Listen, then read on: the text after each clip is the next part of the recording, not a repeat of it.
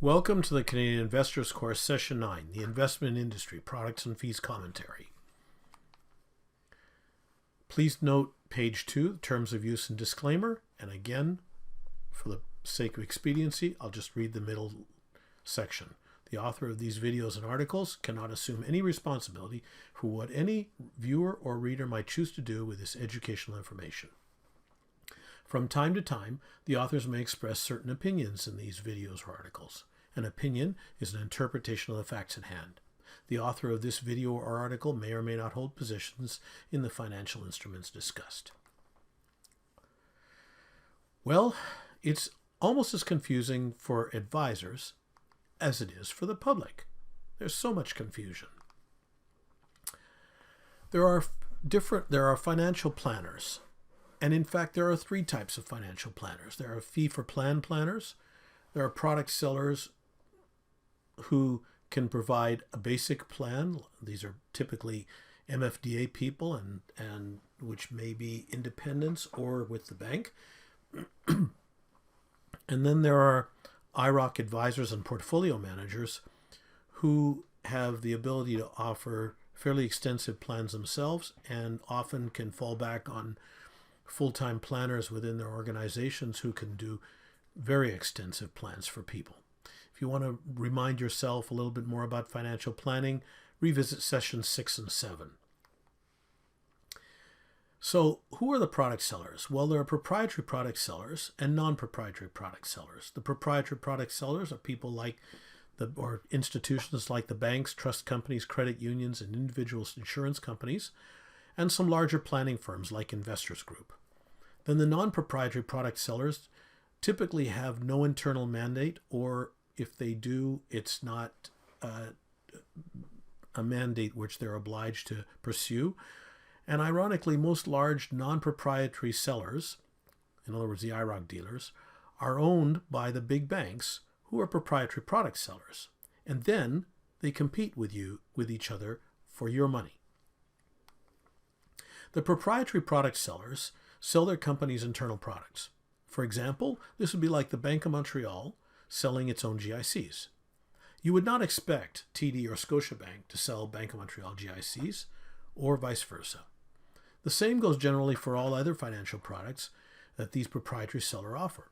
For example, the banks have their own suites of mutual funds.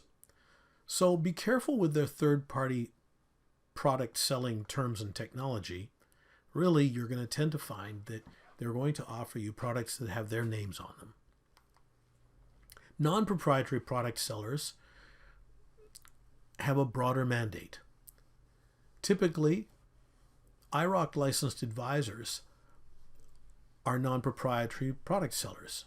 These firms do, in fact, develop some of their own financial products, but mostly they have no special incentive to sell their own offerings in preference to anything else. There's no internal product mandate with the exception perhaps of their wrap accounts. Also, they have equal access to all products available across Canada. So that means that, for example, if one of the big banks or bank brokerage houses comes up with a good-looking product, very often any one of the IROC licensed firms can get access to that product too, and they're more than happy to sell it to them. Using GICs as an example that was given previously, a non-proprietary seller would have access to many financial institutions' GICs, which allows them to allow you to shop around. And it's not uncommon for an IROC advisor to be able to see up to GICs from perhaps up to 20 or more institutions on their screen to choose from. Independent financial planners may also be non-proprietary mutual fund and or GIC or insurance sellers. So what are the guidelines that you should follow when you're trying to find or an advisor or confirm that you have a good one? Well, do I want choice? Is my advisor planner restricted in what they can offer me? So are they a proprietary or non-proprietary seller? Is that important to me? What kind of services do I want? What type of products do I want access to? Do I want my advisor to be able to recommend things from anywhere, or do I want them to only recommend them to me from the institution they work for?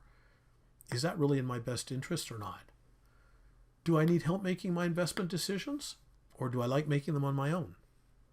Do I want my fees hidden, or would I prefer to have transactional fees that every time I do a transaction I pay a fee? Or would I prefer a flat fee where it's all in and I don't have to worry about the fees?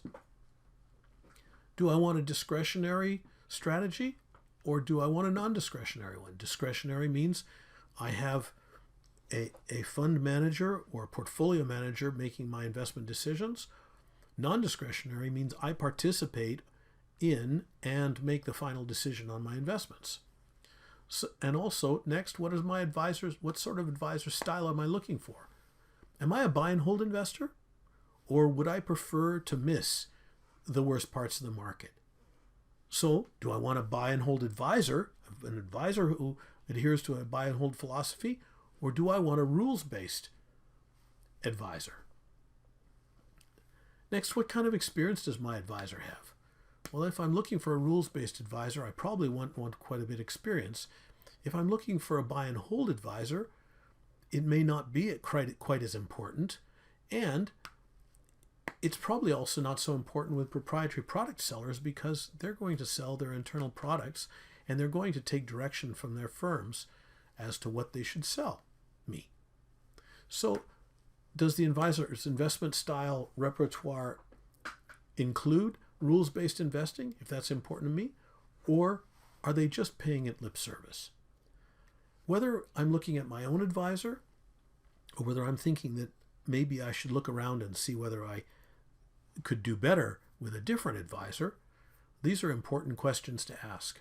As well, if you decide that you'd like to go to the postal code locator elsewhere on the website and talk to a local wealth professional and perhaps get another opinion on your portfolio, or query how they do things because some of what you've heard in this course intrigues you, these are important questions to ask those people as well. So the bottom line is we want you to make good use of this site and this course. The banks are mostly proprietary sellers. However, most of them own an IIROC non-proprietary investment dealer.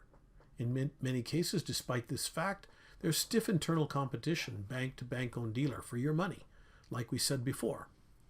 To get around this bias, you can ask to be referred to their non-proprietary arm, their full-service IIROC regulated advisor. And remember, not all advisors practice true rules-based investing. In session 15, we'll talk about that in a lot more detail. So do what's best for you. Ask questions. If you want to look for a local wealth professional to ask more questions about this course of, go to the postal code locator, look one up, and you'll be given the option to make the first call. No one is going to call you.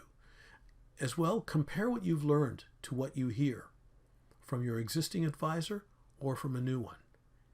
And also remember, CRM2 is here. You have a right to the information. You can, if you don't remember what that's about, review the Session 8 commentary. Thanks for listening. That was the Section 9 commentary. We'll look forward to talking to you again in the future sessions.